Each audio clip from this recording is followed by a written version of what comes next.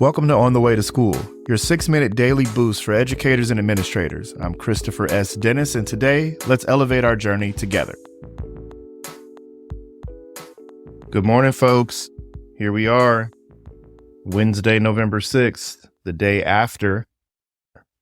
I know it's an interesting feeling driving in or heading to school this morning, and you're preparing for all the responsibilities of teaching and leading and just getting through the day.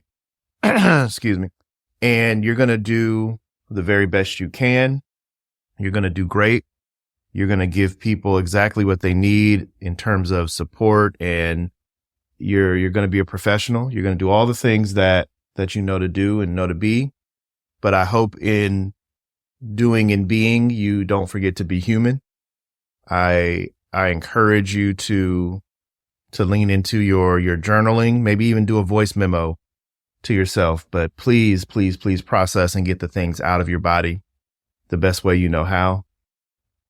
Those of you that are strategic thinkers or contemplative thinkers, you're probably already seeing a year-long or a 4-year-long roadmap of things you can think about and things you can do.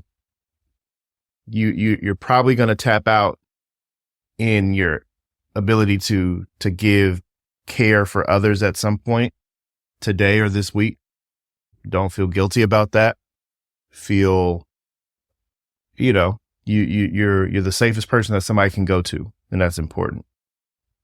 The election appears to have gone in favor of Donald Trump, and if that's your candidate, he won the votes. He was elected fair and square by the electoral components, and your candidate won. I think for me, it shapes a kind of a prism of social justice in such a way that is a reminder of the conversation that I'd love us all to be able to have together, but the conversation that we're just not all having. To have, the news media says it's boiled down to the economy. And it's one thing to want to make sure that your property taxes and your businesses thrive and the overhead all makes sense. I get that, but oppression and putting people down and being derogatory and causing violence and harm because of your point of view is ideological oppression. Okay. Your thoughts, the way you think about people, your ideology, cast them as lesser than. So your ideological oppression moves over to your interpersonal oppression, where you then take those thoughts and you begin to communicate those with other people, and they may agree with you, they may disagree with you. All right. And as people hear these things, it's this commentary that you've taken from your ideology and you communicate it interpersonally. People begin to internalize that. They internalize the good and they internalize the bad.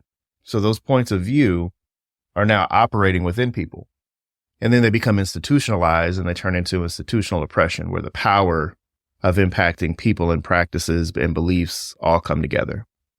So when you have oppressed people who give themselves the cover of saying they voted for the economy, but voted for a person who is oppressive, disrespectful, violent, they have internalized the detail of their pain and suffering as to be not as important as the financial gain of their pockets. And that's a sad space. So we essentially are in a class-based dynamic where everyone is aspiring to be the haves. No one wants to be the have-nots. So they have this aspirational goal to attach themselves to the individual or the person that they think can get them there, and literally disregarding the humanity, the pain and suffering, and the dignity of other people. And as long as we're able to have the same conversation and understand what those choices were about. And I'm particularly talking about marginalized people who have been in the dominant culture their entire lives are just being consistent in voting with their point of view. They just happen to have somebody saying some of the things that they believe. And that's unfortunate. It's unfortunate. But once you're able to have the conversation and you're clear about it, okay, well then what are you going to do about it? Okay. It's not a new feeling. It's not something we haven't seen before, but we are all 4 years older than the last time, right? So whatever skills were learned and built and understood, it's time to apply those skills to really focus on contributing to our democracy in ways that will change the conversation and really get us to the country we need to see. And that's self-included. You know, what is my responsibility? What was I doing for the last 4 years to contribute in any direction? But I truly believe the electoral process did what it was supposed to do. People were able to cast their votes, and, the country chose a president, and and Donald Trump will be the president of this country again. And that's the fact. So, but strategizing, planning, and working toward building a better tomorrow, we don't give up just because, the election was won and there's a new person in the White House. I mean, there's so many layers here, but the work isn't over. And this is just me giving you a sober morning opinion before coffee.